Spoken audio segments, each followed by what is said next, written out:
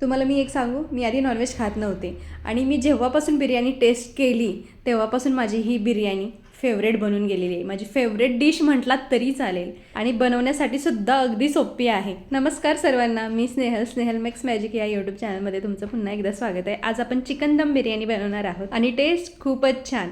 चला तर मग आज चिकन दम बिर्याणी बनवूया. त्याच्यासाठी तर मी 7 ते 8 कांदे घेतलेले आहेत. ते उभे पातळ चिरून मी तळून घेतलेला आहे. कांद्याला ब्राऊन कलर येईपर्यंत आपल्याला तळून घ्यायचं आहे. कांदा आता तळून झालेला आहे. आपण चिकन मॅरिनेशनसाठी ठेवूया.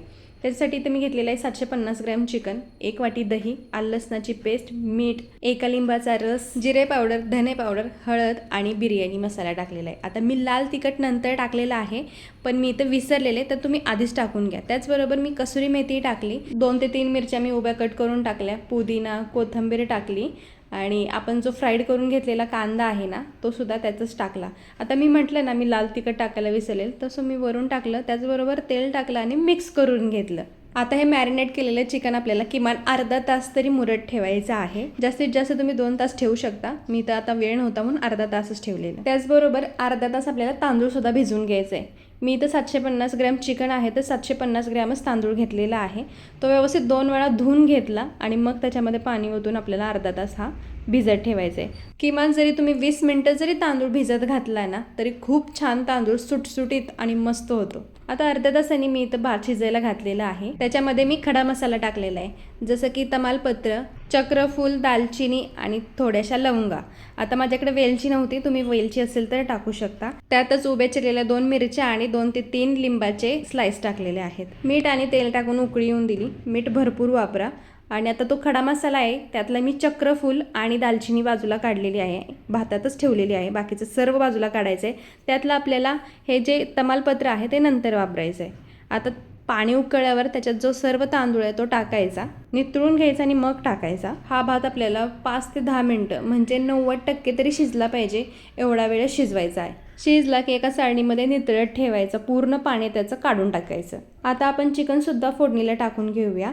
इथं मी जे म्हटलं ना, तमालपत्र आपल्याला नंतर वापरायचं आहे, ते मी इथं तेलामध्ये टाकले आणि सर्व मॅरिनेटेड चिकन आपल्याला त्यात टाकून व्यवस्थित मिक्स करून घ्यायचं, जरा परतून घ्यायचं. त्याच्यातच मी 2 टोमॅटोची प्युरी वापरलेली आहे. प्युरी असे आधी तेलामध्ये भाजायची गरज नाही, वरून टाकली तरी शिजून निघते, त्याचा अजिबात कसलाच वास येत नाही. पाणी न टाकता झाकण ठेवून 5 ते 7 मिनटं शिजून द्यायचं आणि मगच पाणी टाकायचं. आणि चिकनसुद्धा आपल्याला 90% शिजेपर्यंत ठेवायचं आहे. चिकन शिजलेलं आहे, तर त्यातला मी थोडासा मसाला बाजूला करून घेतलेला आहे, कारण आता आपण लेअरिंग करतोय. इथं मी वरती फ्राय केलेला कांदा टाकला, कोथिंबीर आणि पुदिनासुद्धा चिरलेला टाकलेला आहे. आणि आपण जो भात शिजवला आहे त्यातला अर्धा आधी टाकायचा. आपण जो आधी सुरुवातीला चिकनचा जो मसाला बाजूला काढलेला आहे तो याच्यावरती टाकून घ्यायचा. फ्राईड कांदा टाकायचा, थोडासा केवडा इसेन्स टाकायचा, तूप टाकायचं, पुदिना कोथिंबीर चिरलेली टाकायची. होल करायचं, कारण की जी वाफ आहे ती वरच्या भातापर्यंत पोहोचली पाहिजे आणि वरचा भातसुद्धा व्यवस्थित फुलला पाहिजे, म्हणूनच मी ते होल केलेले आहेत. आता राहिलेला शिल्लक जो भात आहे तो सुद्धा वरून टाकून घ्यायचा आणि सेम परत तेच लेअरिंग करायचं. फ्राईड कांदा टाकायचा, तूप, केवडा इसेन्स आणि पुदिना कोथिंबीर टाकायची. केसर मी दुधात भिजवून ते सुद्धा वरून टाकलेलं, पण ते मी व्हिडिओ शूट करायला विसरले. आणि माझ्याकडे येलो कलर नव्हता, तर मी रेड कलर वरून थोडासा टाकलेला आहे. तुम्ही येलो कलर असेल तर टाकू शकता.